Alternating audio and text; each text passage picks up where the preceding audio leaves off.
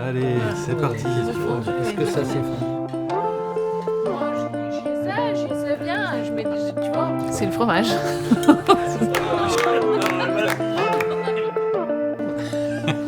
Là ? Ouais, on y va. Il y a 15 ans, nous lancions le premier Festival des Arcs. L'idée était de mettre en avant le cinéma européen auprès du grand public, mais aussi de créer un grand marché pour tous les professionnels du continent. Un projet ambitieux, un peu fou peut-être aussi, à plus de 2000 mètres d'altitude, et pourtant, nous célébrons cette année notre 15e anniversaire. Alors cette édition sera à l'image de nos valeurs, celles qui nous animent depuis le début. Elle sera collective, elle sera joyeuse, festive, généreuse, et comme toujours, évidemment ouverte vers l'Europe et son extraordinaire cinéma. Dans cette vidéo, nous allons bien sûr vous parler de la programmation, traversée par cette quête de sens qui nous anime, parler des sujets de société et des défis d'avenir. Ce sera au travers de rencontres comme un pont entre les créateurs et le public. Mais avant toute chose, je propose qu'on parle des films avec Solène et Frédéric.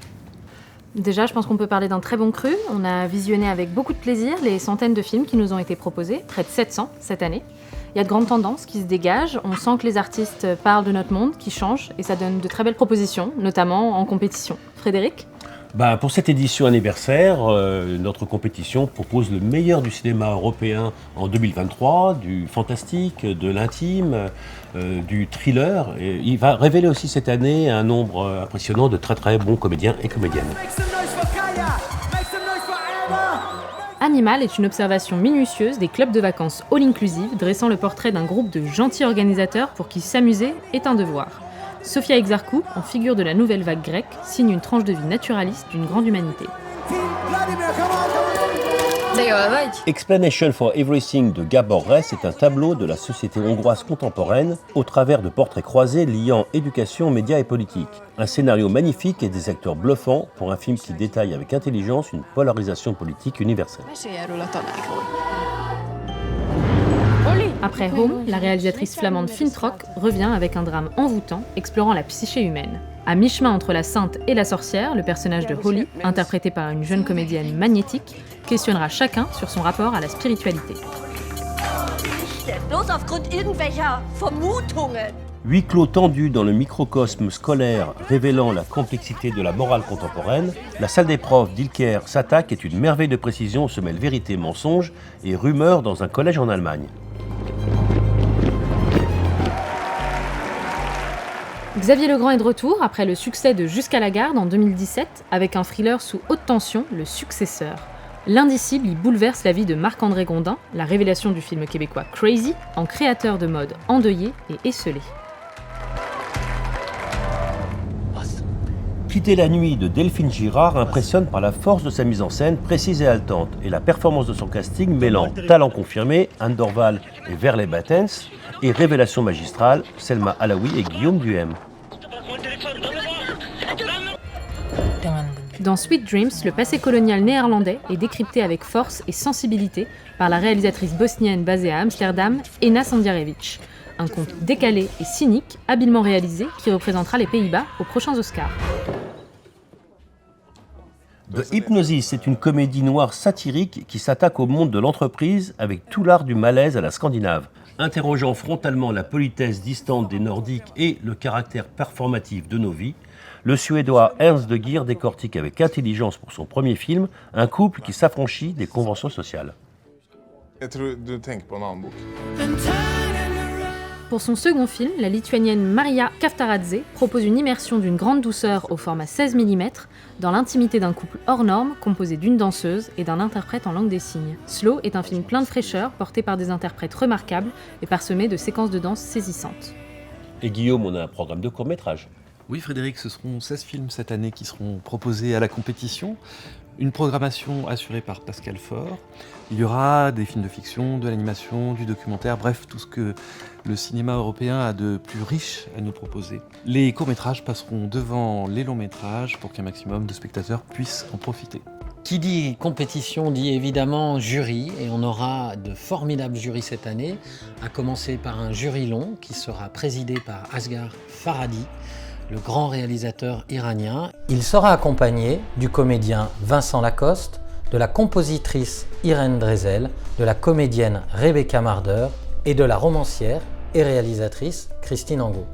Nous aurons également un très beau jury court-métrage qui sera présidé par Mona Achache.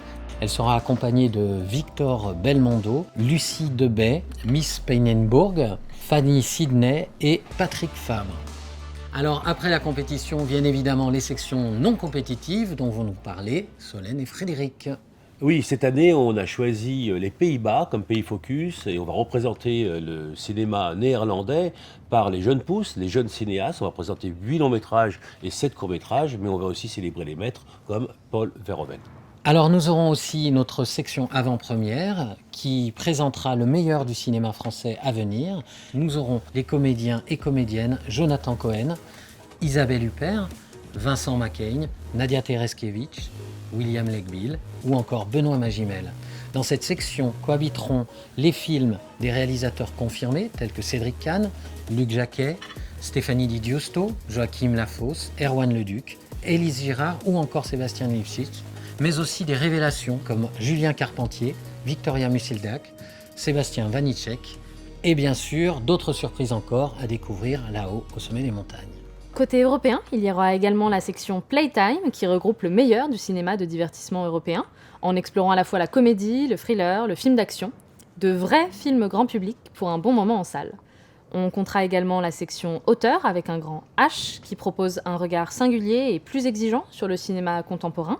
Cette année, hasard de la programmation, cette section sera 100% féminine et c'est également la première fois qu'elle sera dotée par notre partenaire Universiné qui remettra son prix coup de cœur. L'automne est aussi le début de la campagne des Oscars et on va représenter les Oscars européens dans une section qui s'appelle Oscar Oski.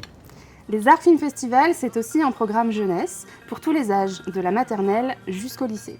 Ce sont des films, des ateliers, des rencontres avec des professionnels, des masterclass musique et cinéma, mais aussi notre jury jeune et des séjours ski et cinéma. Le festival est un haut lieu de l'éducation artistique et culturelle avec une pluralité d'activités pédagogiques. Nous aurons la chance cette année de recevoir des invités d'honneur prestigieux, à commencer par le réalisateur aux 2 Palmes d'Or, Ruben Östlund, un habitué des arts qui nous fait le plaisir d'être parrain du Talent Village cette année et il viendra faire une masterclass dans le cadre d'une de ses rétrospectives. Et nous aurons également à l'honneur la grande actrice Bérénice Bejo. Elle a reçu son prix d'interprétation à Cannes pour un film de notre président Asghar Farhadi et elle fera une masterclass rencontre avec le public. Au total, plus de 100 films seront montrés tout au long de la semaine, venus de 38 pays différents, et 43% d'entre eux sont réalisés par des femmes.